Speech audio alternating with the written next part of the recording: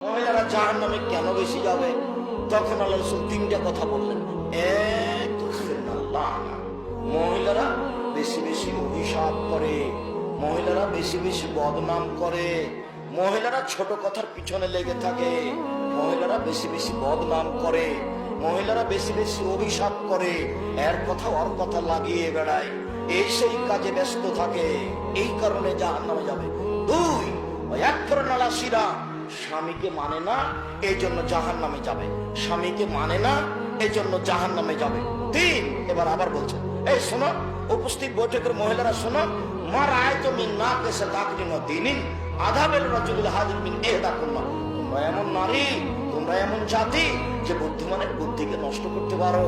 আমি দেখিনি তোমাদের চেয়ে কাউকে যে বুদ্ধিমানের বুদ্ধিকে নষ্ট করতে পারে। আমি দেখিনি তোমাদের চেয়ে কাউকে যে বুদ্ধিমানের বুদ্ধিকে নষ্ট করতে পারে। তোমরা এমন জাতি যে বুদ্ধিমানের বুদ্ধিকে নষ্ট করতে পারো। একবার যদি আপনার সাথে হাসি দিয়ে কথা বলে, তাহলে আপনার অর্ধেক ইমান করে যাবে। আপনি এখন বক্তব্য শুনছেন, এখন হেঁটে যান, ওই যে আপনার ভাতি যে ওখানে দাঁড়িয়ে আছে, মাথায় কাপড়, যতক্ষণ পর্যন্ত আপনি আর না হচ্ছেন ততক্ষণ পর্যন্ত আপনি দেখতে থাকবেন। এর জন্য আমি দায়ী নয়, এর জন্য আপনি দায়ী। মাথায় কাপড় দাও না কেন? এখনো তোমার মাথায় কাপড় নেই কেন?